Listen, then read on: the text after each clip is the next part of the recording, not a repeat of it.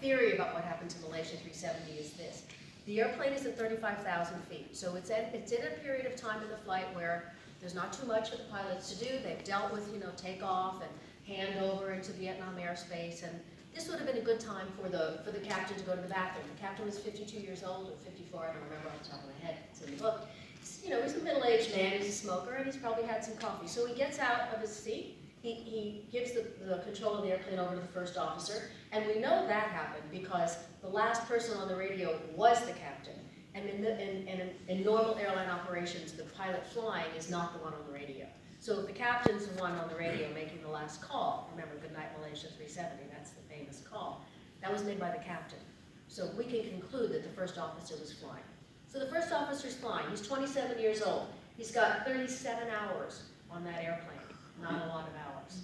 He wasn't even qualified to fly the airplane. This was his last qualifying flight. Captain gets up, he goes to the bathroom. First officer's there, he's flying the airplane, he's feeling good, who wouldn't? He's 27 years old. He's in a big old jumbo jet, and he's feeling good, I get that. Something happens, I don't know what, but a massive and sudden decompression of the aircraft. All the oxygen rushes out of the airplane. Cold air, frigid, it's like -60 up there. Frigid air comes in, there's a mist because all that humidity in the air is frozen into ice crystals instantly. The first officer knows he's got a problem. He's not stupid, he knows he's got a problem. But with the amount of oxygen that's in the air at the point when this airplane depressurized, he's got from 15 to 30 seconds to do the right thing, or he's a goner, intellectually gone, and not too long after that dead as well. So I think what he did was, he reached over to the transponder, which is in between him and where the captain would have been seated, and he dials in 7700, that's the emergency code. He wants people to know he's got an emergency. But he doesn't do that. One of the symptoms of hypoxia, that is not getting enough oxygen, is that your extremities begin to tremble spasmodically. So he doesn't dial in 7700, he turns it off, turns it into standby. Now he's ceased to transmit to anyone on the ground the identification of that airplane. Then he puts his mask on. Here's the second problem.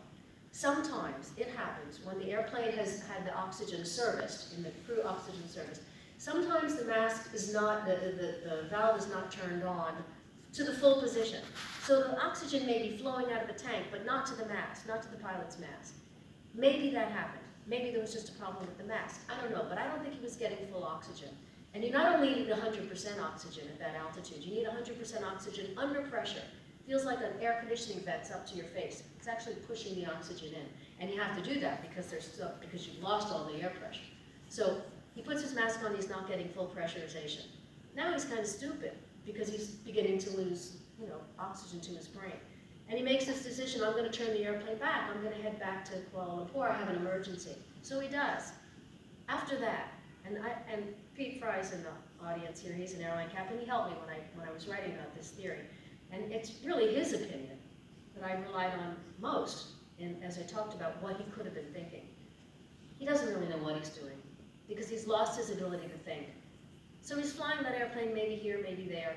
He's trying to get back, but he doesn't do the thing he has to do, get that airplane to a lower altitude. At about 5 hours before the plane crashes, or 2 hours and change, after he loses, or 1 hour after he loses oxygen, the airplane just starts flying in one direction. No more manipulation of the controls. That's when he went unconscious. And from that point on, that plane is a ghost flight. It's flying on its own, as planes will do when properly configured. It's flying on its own until it runs out of fuel. And that's why we don't hear anything about that airplane for the last 5 hours, except this bing, bing, bing to the satellite. That's not a creation of Christine Negroni's imagination. The theory is a theory. It's not fact. But it's based on an accident that happened in 2005, and that's the configuration warning horn that Doug is talking about.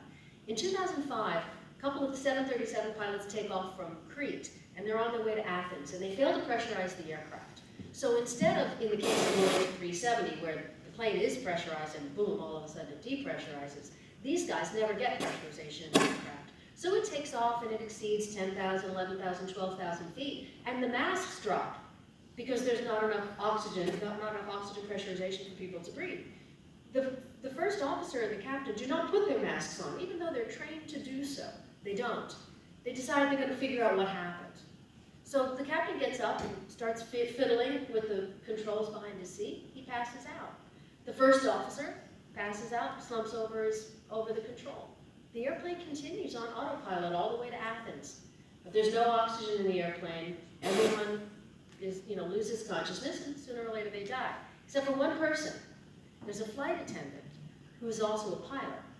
And he finds the general aviation pilot. He finds the flight attendant oxygen bottles and he puts them on. And he starts walking around the cabin. And after 2 hours of this ghost flight, he finally, don't ask me why, but he finally goes into the cockpit.